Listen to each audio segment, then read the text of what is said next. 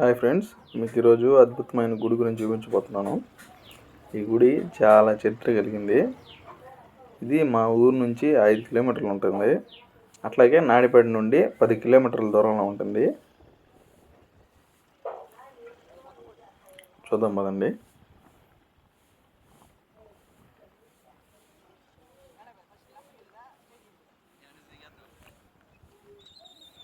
ఇది మొత్తం అడవి అండి, కొండ మీద ఉంటుంది గుడి.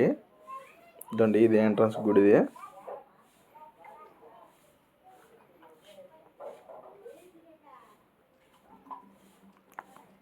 ఈ గుడి యాక్సిర్లో ఉందండి. దీన్ని ఒకప్పుడు ఏకచక్రాపురంగా పిలిచేవారు.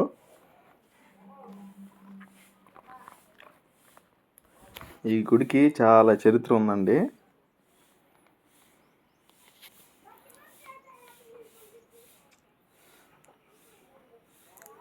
ఇప్పుడిప్పుడు కాలక్రమేణా మొత్తం బాగా చేశారు. అంతకుముందు మొత్తం ఏమి ఉండేది కాదు. ఇక్కడ చిన్న గుడి ఉంది అంతేను. ఇప్పుడిప్పుడు మొత్తం మార్చేశారు.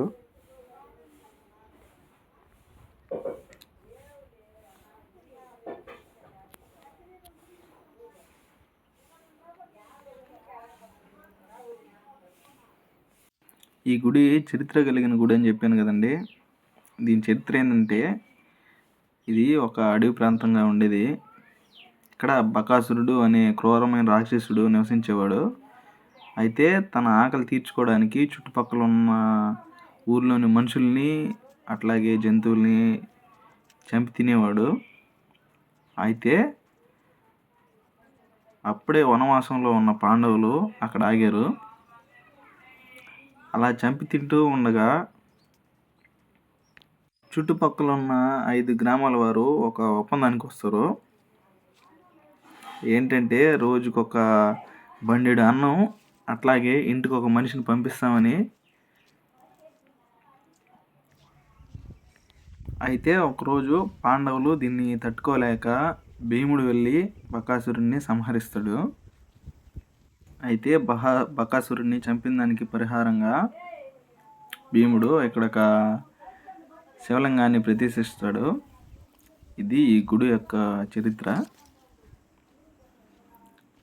ఇవన్నీ ఈ మధ్య పెట్టినటువంటి ఆ పెద్ద గుడి కనిపిస్తుంది కదా, ఆ పెద్ద గుడిలోనే దేవుడు ఉండేవాడు. అంతకుముందు అంత దేవుడు ఉండింది. అక్కడ చిన్న చెట్టు శివలింగం మాత్రమే ఉండింది. ఈ శివలింగాలన్నీ భక్తులు ఇచ్చారు. వాళ్ళ మొక్కులు తీరాయని జ్ఞాపకార్థంగా ఇచ్చారు ఈ శివలింగాలన్నీ. ఇక్కడ ప్రతి ఆదివారం అన్నదానం జరుగుతుంది.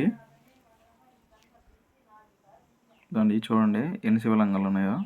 మొత్తం భక్తులు ఇచ్చినట్టువే జ్ఞాపకార్థంగా.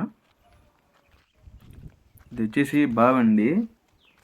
అప్పట్లోనే చూడండి, రాళ్ళతో మొత్తం రాయే, రాళ్ళతోని మెట్లు ఎట్లా చెక్కారో చూడండి. ఈ బావికి కూడా చాలా చరిత్ర ఉందండి. ఈ బావిలోని నీళ్ళతో ప్రతిరోజు శివునికి అభిషేకించేవారంట.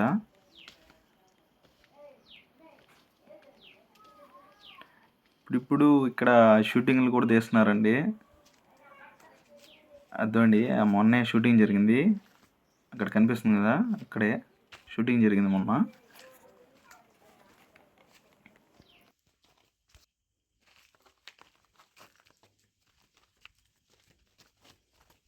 మన పెద్దలు, మన పూర్వీకులు చెప్తున్నారు, కొంతమంది నాగలోకాలకు, దేవలోకాలకు దారులు ఉన్నాయని, కొంతమంది రామేశ్వరానికి, అట్లాగే హిమాలయాలకు దారి ఉందని చెప్పారు.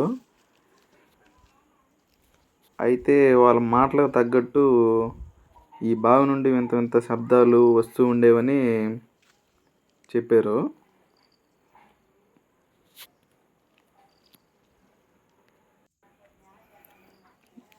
చూడండి, రాయితో మొత్తం రాయే. అప్పట్లో ఎంత అద్భుతంగా చెక్కినారో చూడండి.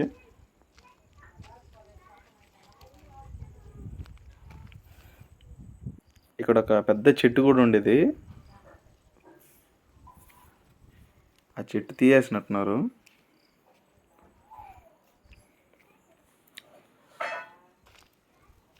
ఇక్కడ కూడా ఒక శివలింగం ఉండేది, ఇప్పుడు లేదు.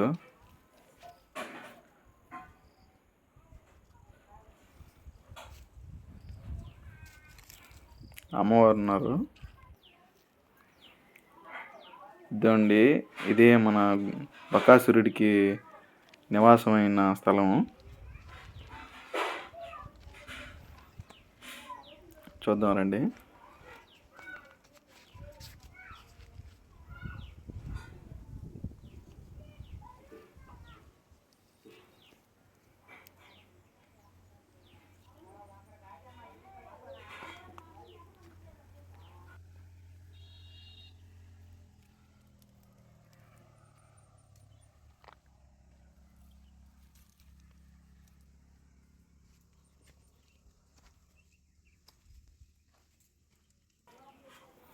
ఈ గుహలోనే రాక్షసుడు ఉండేవాడు. ఇక్కడే శివుడిని పూజించుకుంటూ ఉండేవాడు. చూడండి,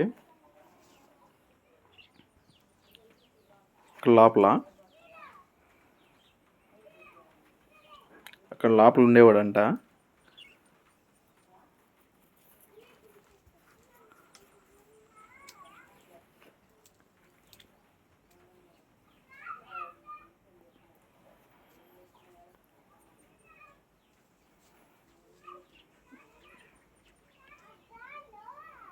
ఇప్పుడైతే ఏం లేదు, శివలింగం మాత్రమే ఉన్నది.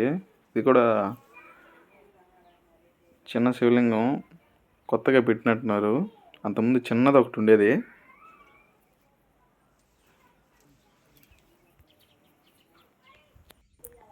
వీడియో నచ్చితే లైక్ చేసి సబ్స్క్రైబ్ చేయండి.